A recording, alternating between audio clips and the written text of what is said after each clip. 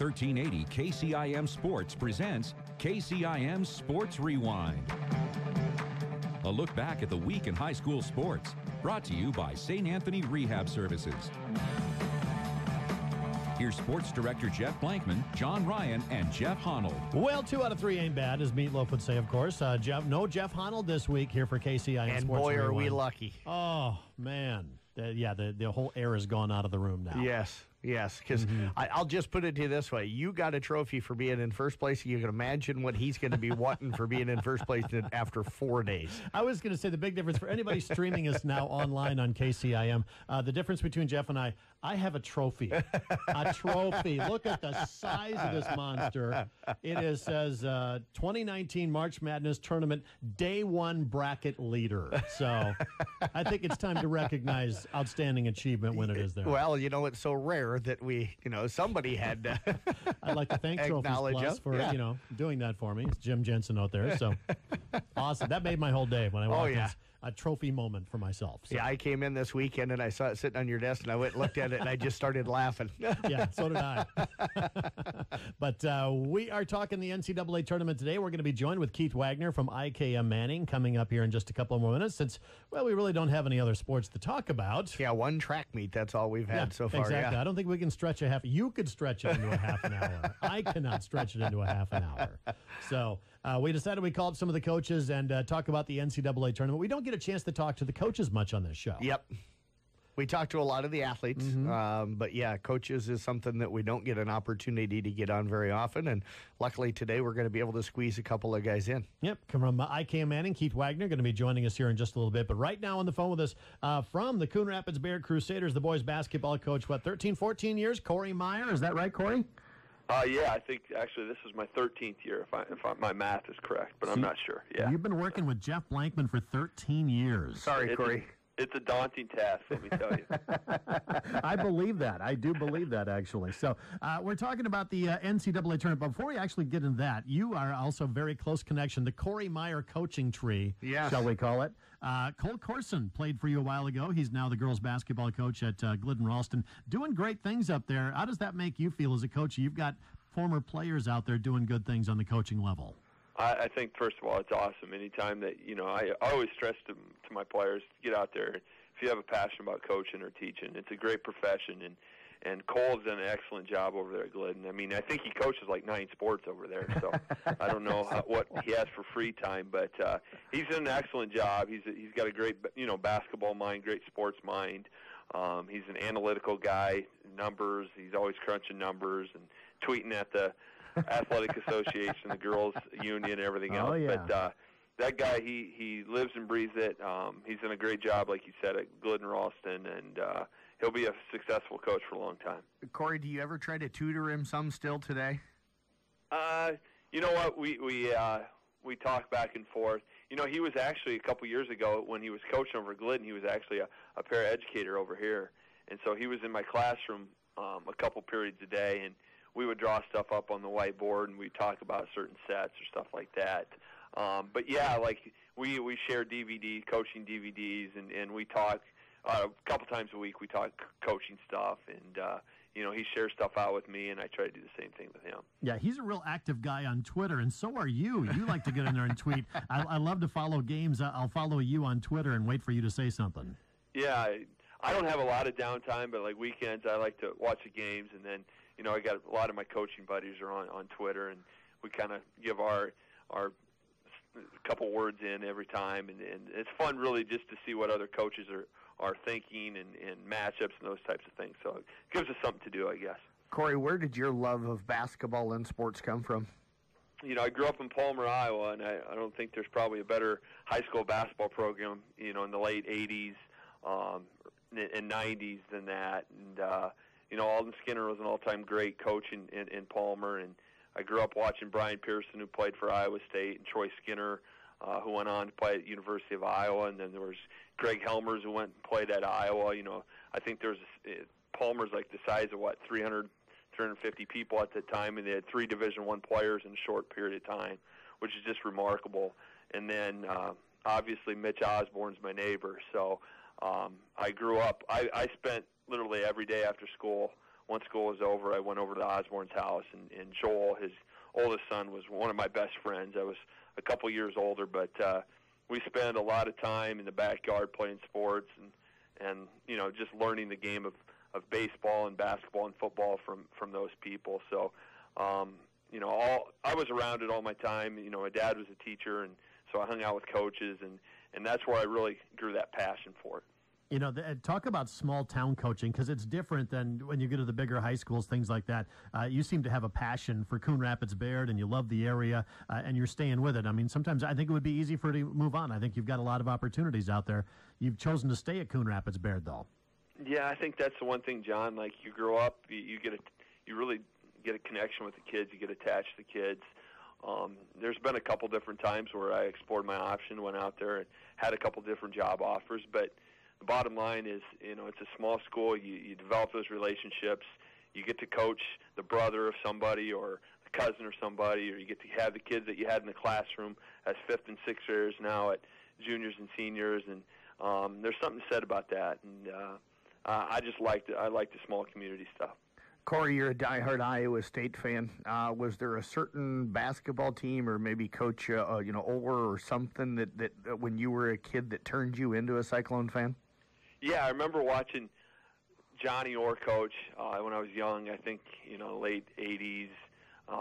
They played Iowa in a shootout, and that was the game where LaFesta Rhodes, I think, scored 55 or 56 points. My dad recorded it on VHS, and as a kid, we used to watch it all the time because Brian Pearson later on went out and played for Iowa State. But Johnny Orr I was a big fan of him. I loved the way he played. I don't know how he came from Michigan. I think he took Michigan to Elite 8 or Sweet 16, and he bolted for Iowa State, whose program at that time wasn't the best. And he did a great job of turning around that program. So let's talk about the NCAA tournament for a little bit here. First of all, have you seen my trophy? Yeah, I did. I saw it on Facebook last night. Yeah. It's impressive, isn't it? That is impressive. Yeah, because, we all know, and we preach this all the time on Rewind, it's not how you finish, it's how you start, correct? That is correct.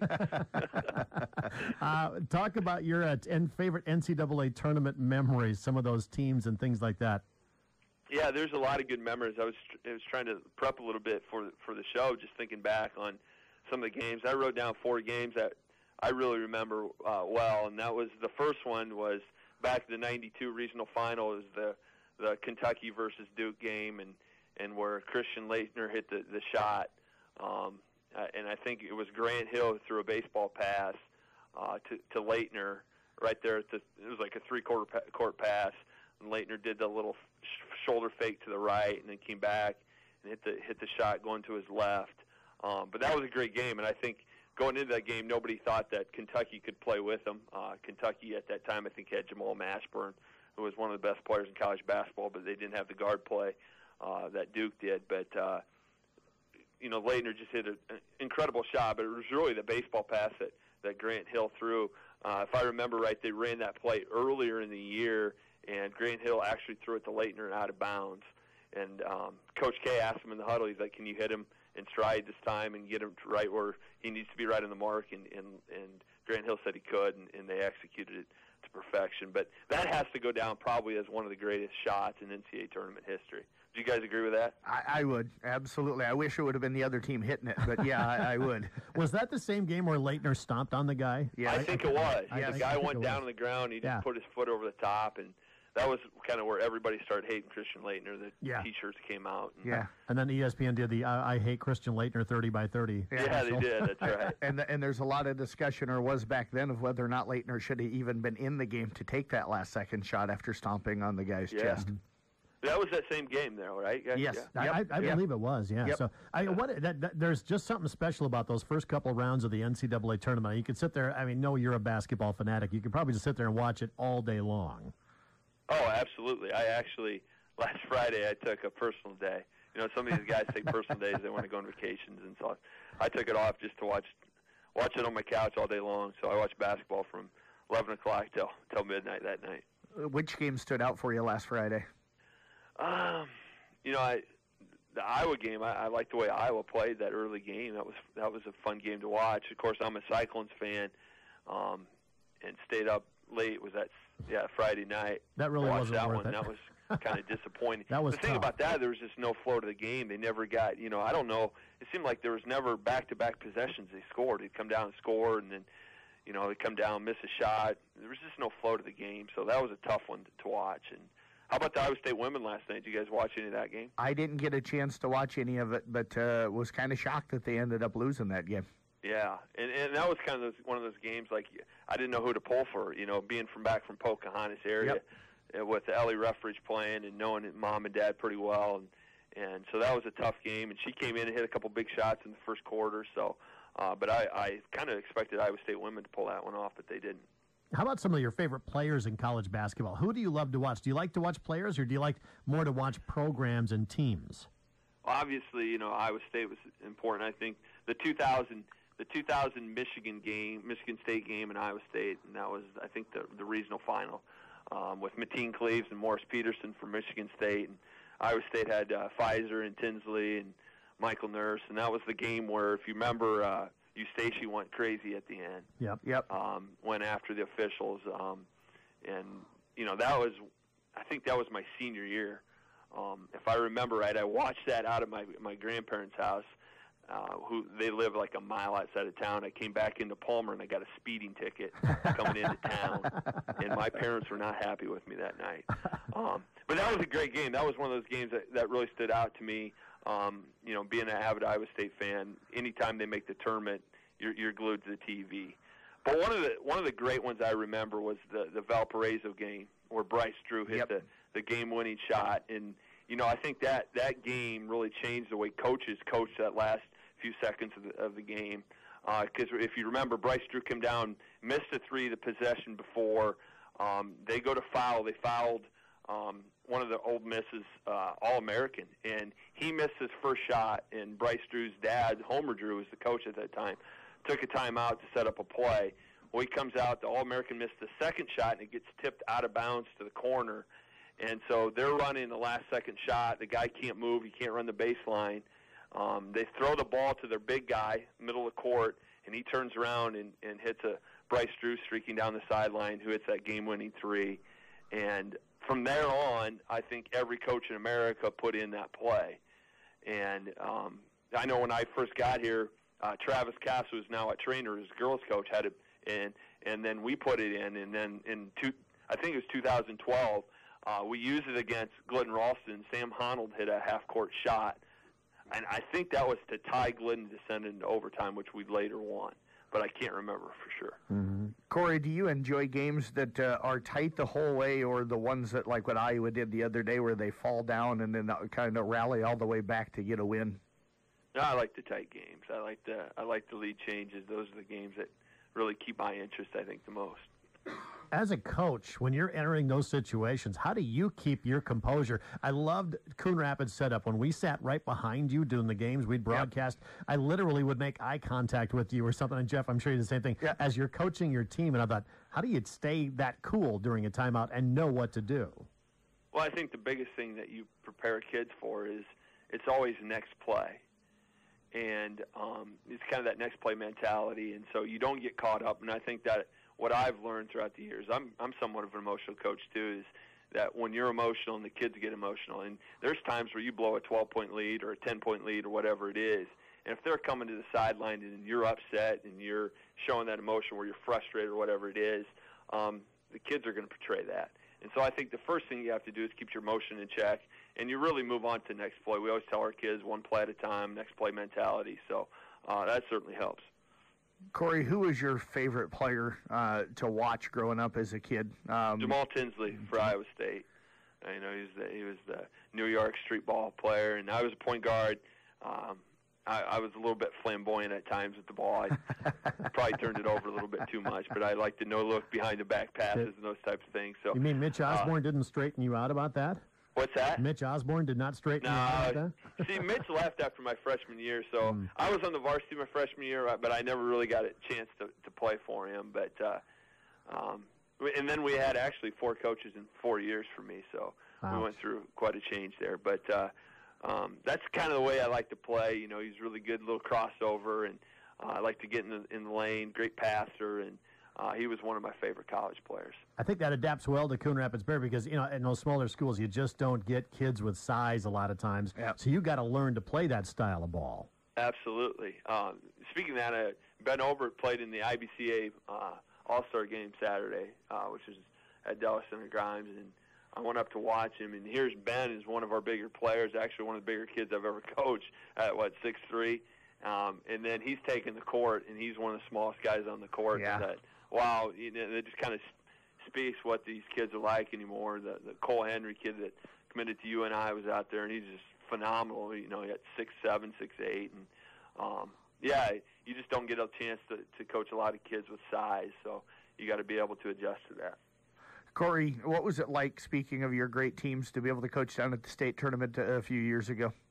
It's a great experience. We made it state my freshman year, and I was on it and got to experience it. It's way different as a coach. It means way more, especially in a small school. You know how tough it is for a small 1A school to make state right now. 60 teams in 1A, and all these teams out here recruiting, basically. It's really difficult. And so anytime you can get your guys to play together and you can put on a run, and sometimes you have to have a little luck. I know the year that we made it, Rockwell City had a guard that actually got hurt. I think the game before we played them in the district final, which certainly helped us. And then we went over to Denison and won our sub-state game over there. And Gage Reese was actually a sophomore at that time, and he's just a pudgy little sophomore, hit some big shots in the first half. I'm not even sure if he got a shot off in the second half, but those are memories, you reminisce with your former players about, and every time you come home, they want to watch the film or they want to do something to talk about or whatever it might be. So it's fun, it's rewarding. It's not why you coach, but it's certainly a fun part of it. Well, Cory, hey, we got to get going here real quick, but thanks for spending some time with us. We appreciate it. We need you on Rewind more often here. Great. I'd love to take Honnold's few minutes that you could allow me to do. So. You might have to wrestle him for it. I don't know. But. He'd win that. Cory, thanks so much. We appreciate it. Thank you, guys. Have a great day. Year. All right. Cory Meyer, once again, one of the really, really good coaches around this area. Absolutely. You can't underestimate everything he does for that program and for those kids down there. Yeah, and he gets everything out of them every single day and every single game. Just does a tremendous job. And I know in talking with other area coaches, you got to be prepared when you're going to play him because he's always going to have his team ready to go. One of those other guys right down Highway 141 that does a terrific job, too, is Keith Wagner. We've got him next on KCIM Sports Rewind. As the athletes at your house.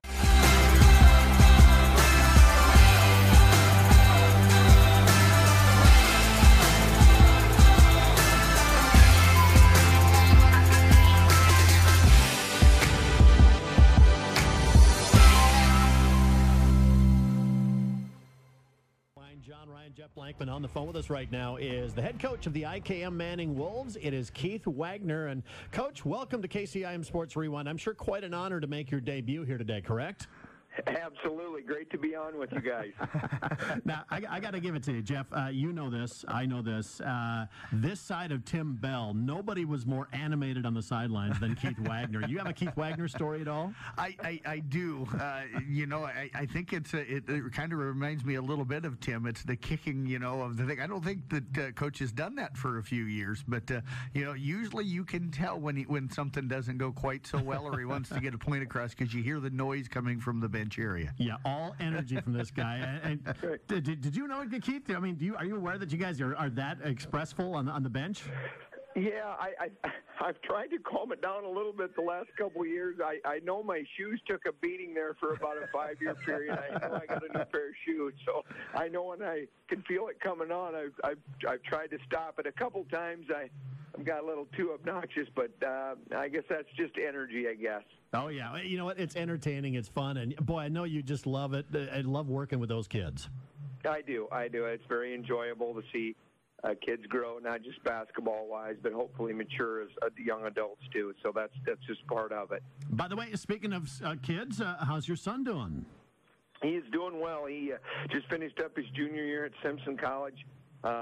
had a really good season, and the team especially had a really good season. They were 16-10, advanced in the American Rivers Conference tournament, and ended up falling to Nebraska Wesleyan. But he got some honors. He was second team All American Rivers Conference, so it went well for him and the team. And he's looking forward to his senior year down in Indianola. And really nice to see, transferred in last year. You could tell, kind of just trying to get comfortable with everything last year. This year seemed to more settled in. That was really great to see. Keith, we're talking tournament with you there. NCAA tournament, how the brackets looking for you right now? And a couple of them, they're not bad, and a couple of them, they're not good. I switched some things up. A couple of them I think are doing all right. I really like North Carolina and Kentucky just because their length and athleticism and obviously good players. But we'll see how that works in the Sweet 16 coming up here. But just really enjoyable stuff to watch, and the passion the kids play with, and they don't want to end their season. It's really entertaining and kind of inspirational to watch kids compete at such a high level. I'm always curious about how a coach watches like a tournament game, a college game. Do you sit there and think strategy long, or can you actually just sit and watch and relax and enjoy the game? I'm pretty good about just relaxing and enjoying the game, except I am pretty much a diehard Iowa Hawkeye fan. So when I was playing like yesterday, I get pretty intense with that game. But the rest of them, I'm pretty good. I can watch and stay pretty calm. Yesterday, I wasn't quite as calm, but it's really enjoyable to watch. And like I said, watching kids compete like that is really entertaining stuff. See, I have this mental image in my head of you at home. You have bleachers installed in your house. Is that how you watch the games? Well, I get pretty excited during certain games that I get up and walk around and might yell a few things out loud just for fun. But we call it basketball Tourette's at my house. Yeah, that's for sure. Yeah, I do get a little obnoxious with some of the games, but it's just fun. It's just enjoyable. You just want your teams to do well. Is there a part of the couch, Coach, that's worn out from where you're kicking it with the back of your foot? That would get me in trouble with the wife, so I have to get up and walk around or go outside. Yeah. Let's talk about the history of the NCAA tournament. Obviously, you're a coach. You've been following it for years. What are some great memories of just the NCAA tournament as a whole? You know what? My very first memory was when Iowa played Georgetown in, I think, 1980, and I think Steve Wade had a tip-in, and they beat Georgetown to go to the Final Four. So that was my very first memory, and that's my favorite Iowa player still to this day probably is Ronnie Lester. And I remember him just being a catalyst for that team, and that's my very first memory of watching the NCAA tournament. They made the Final Four, lost to Louisville. They had Darrell Griffith, I believe, was with Louisville at that time, and they got beat in a close game. And then they used to have a third, fourth place game, and they lost to Purdue. And Purdue had a guy by the name of Joe Barry Carroll that was a really good player for them. And so that was my first memories of the NCAA tournament. And I think ever since then, I've been a pretty steady watcher all the way through. And, Keith, you got an opportunity to meet Mr. Lester. You sent me a picture of that. What was that like? That was really cool. He was just a really neat individual. He's retired and lives in Florida now. But still is a pretty avid Hawk. But it was just really, really neat because I remember as a young person out in my driveway, out in our hoop on the farm in Primgar, pretending I was Ronnie Lester, and then to get to meet somebody that you kind of idolized as a young person, that was really cool. And I was able to tell him that, and he was just a really nice person. So that kind of made me feel good that somebody that I idolized as a young person was a quality person as well as, obviously an excellent basketball player. A lot of people right now, Coach, kind of mentioning that Duke game as maybe the game of the tournament so far this year. I look back over some of my youth, and I remember, I think it was Sleepy Williams, if I remember his name, from Georgetown, throwing it to North Carolina, at the end of the game. You had Chris Webber calling the timeout against Carolina, Jordan, Keith Smart hitting the game winner for Indiana. What are some other games that kind of jump out for you as memories of maybe an NCAA tournament game? You know what? I remember real clearly when NC State beat Houston. Yep. that long, gosh, I don't know, it was Derek Wittenberg maybe shot the long three-pointer about the half-court line, and Lorenzo, Charles? Maybe that's, yeah. He got the tip in for NC State to win, and then I watched Jim Belvano run around the floor. I remember that really vividly, sitting in my living room. You know, another one is one you mentioned was when Chris Webber called that timeout. I remember watching that game. Really quite, you know, just remember sitting there watching that and just amazement and all the effort that, you know, the Fab Five put into it, but Carolina was able to come out on top. So those are just some games right off the top of my head that I can think of, but it's just the excitement and passion that college kids have that you don't really see in the pro game. That's kind of interesting to me. Yeah. How about coaches? I mean, coaches make their careers in the tournaments. I mean, you're talking Krzyzewski and all those guys. Who are some of the coaches that you grew up thinking, man, I'm going to model my game a little bit after them? You know, I don't know if there's exactly just one person that I grew up idolizing as far as a coach. You know, I followed a lot of Iowa coaches just because they were my favorite team. I always liked Lute Olson. I thought Lute Olson was pretty cool, you know, as a young person.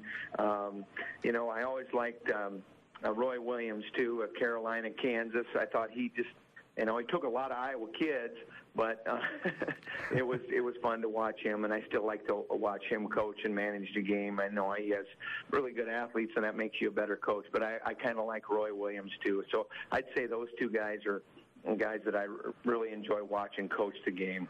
Coach, is that team with Ronnie Lester that made the Final Four for Iowa, is that the best Iowa team you've seen, or do you look at maybe some of the B.J. Armstrong teams or some of those teams from that generation? Well, you know, right when I was a junior and senior in high school, I went to the 1986, when I was a junior in high school. I went up to Minneapolis, and Iowa State was playing up there, and so was Iowa. And I remember going to that. It was the first two rounds, and Iowa State was there, and they had Jeff Greer, fantastic player. Jeff Hornacek was playing at that time. And then Iowa, a younger version of B.J. Armstrong, and they had Gary Wright. Al Lorenzen. Those teams were very athletic. I still think that team in 1980 was probably the best team. And partially, I think if Ronnie Lester doesn't get hurt, and have a bad knee, I think in 1980 they have a chance to win the national championship. But that's probably seen it through Hawkeye-colored glasses. But I think that was probably the best Iowa team that I remember watching. You know, but there were some other good teams, too, like in the 80s when George Raveling brought in all those players. Tom Davis did a nice job with them. I remember them losing to UNLV. They had a big lead. That was my senior year in high school, so that was 86, 87. 87, they won 30 games. And I really thought they were a Final Four team that year, but they couldn't get past UNLV. And I think Indiana ended up winning that Final Four that year in 87, and Iowa had beaten them pretty handily in Iowa City earlier that year. But, you know, I think those two teams in the mid-'80s and then that 1980 team was really, really good. The other player on that team that I took a picture with this summer was Vince Brookins. And he was from Ohio, but he was a great player. And, you know, I think if they would have had the three-point line back then, he would have made a few threes, too. So those are just some teams and guys that I remember watching. And probably have to blame my sister. She graduated from the University of Iowa in 1980, 81. So that was right when Hayden Fry got there for football, and then Lute Olson really had some good basketball teams as well. I tell you what, Coach, we tease you a little bit about the antics on the sidelines, but I tell you what, it's fun to watch your teams play. They play fundamental, great basketball. You have built a great program down there. We really, really respect you guys as a coach and as a program down there. Well, we appreciate you guys covering us and the quality men that you guys are and covering our teams. And we try to do things the right way. I mean, we have kids play hard, and we've been lucky over the years to have some really talented kids. And and most of all, I think they were hard workers, and hopefully, when they left, they learned a few things, and they had a good time playing high school basketball. And, Coach, when you do decide it's time to, take a little bit of a break, or even on your nights off, color commentary seems to suit you well. So we look forward to more of those games, too. Yeah, that was a good time. I really enjoyed that. I probably need to. Now, what I thought about afterward, I told my wife, I said, there's a lot of preparation into that. Those guys have to know the players and the stats, and to talk quickly, sometimes I stumbled. I thought, uh-oh. And then there was one time I was talking, and you asked me for some commentary, and I said, nope, I think I'm good. And I thought I should have come up with something better than that. That's where you pull out the Bob Uecker line. He's not the best color guy in the league for nothing, folks. Coach, I know it. We appreciate you spending some time with us. We sure appreciate that, and we look forward to seeing you on the golf course this summertime, maybe. That sounds good. Well, thanks a lot, guys. Thanks, Keith. Keith Wagner, once again, with IKM-Manning. Well, is a great guy, great coach, a great program. Absolutely. Always fun to talk to. He's always full of energy. Doesn't matter what time of the day, the night, he's always full of energy. Yeah, that's what you'll love to see. All right, more KCIM Sports Rewind coming up.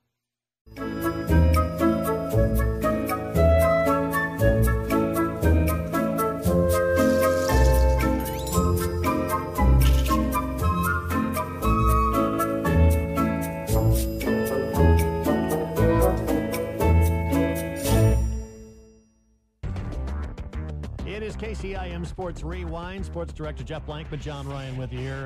NCAA tournaments is what we're kind of talking about today in Highlight Memories. And I'm a little shocked nobody brought this up until you rudely pointed out that I'm old enough to remember this. Nobody brought up Larry Bird versus Magic Johnson. Maybe to me, in my lifetime anyway, the highlight of any championship game. Probably the game that turned the NCAA tournament into mattering, on a national level. Big TV event. Yeah, I remember watching that game, but I was really, really young at the time. So. Stop it. Stop it. I need to remind you who's got the trophy here. Yeah, that's true, but it was just the first day.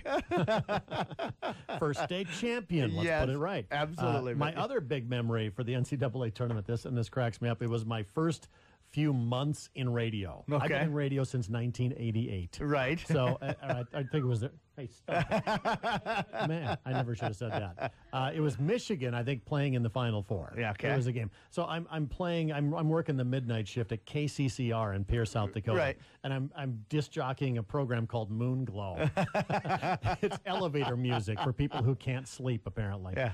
So it's getting late, and I'm listening down the line on the satellite feed to the NCAA basketball tournament game, and it's killing me not watching it. Right. So instead of playing Moon Glow, I potted up the game so I could hear it on the radio station. We were not allowed to carry it. We were not legal to carry the game, but I carried it till the end. Said, all right, well, for sports, we're just going to tune in here. And that's what I did, and nobody called. And nobody caught you. Apparently, I put everybody else to sleep with my elevator Moon Glow music. I can understand. Yeah. My memory's probably Danny and the Miracles, Kansas knocking off Oklahoma in the national championship game. And then, of course, probably Villanova's win against Georgetown when they were a heavy underdog, when you had the three teams from the Big East make the Final Four, with St. John's the other one. Those are some of my early memories, along with Michael Jordan hitting the game winner.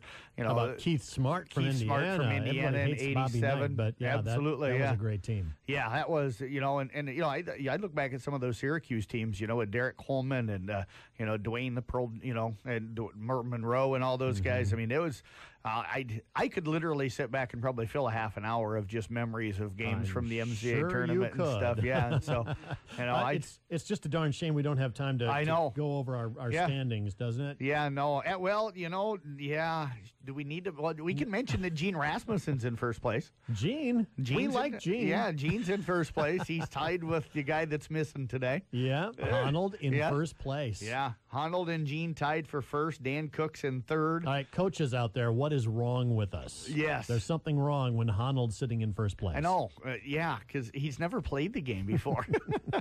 He's a wrestler, people. He's a wrestler. He grew up wrestling, yeah. And Keith Wagner's in fourth. He joined us today. Caitlin Christensen is in fifth place. Got Lonnie Miller and Randy Beeson tied for 6th. Todd Bontrager, Chris Stimson, Matt Wilkin, last year's champion, and John are tied for 8th. Coach Wilkin, when he turned in his sheet, said, here's this year's winner. So, the fact that he's in 8th place, not looking real good right now. Myself, Darren Miller, Cole Corson, and Cory Meyer, those two still kind of together. They're tied for 12th. Nick Brinks is in 16th. Eric Francis, Tyler Shipley, Nathan Cones, Kevin Potoff tied for 17th. Got Tom Hawkap and Sean Minahan, who's in some serious trouble. They're tied for 21st. Clive Clark is 23rd. And Nate Wall right now bringing up the basement. He is the guy that is currently in last place. So. Really? Our co-coach of the year for the Rewind team? Nate, get it together. He must spend too much time breaking down high school film and not watch any college. Apparently. Yeah. He's too studious for us. Yes. But Minahan in trouble. Lost Iowa State as his champion and Kansas State out of the Final Four. So he's kind of the guy right now. He doesn't have a trophy. We might have to get him a trophy for last place. We'll work on that. Yes. All right, that's KCIM Sports Rewind. Catch a podcast anytime at carrollbroadcasting.com.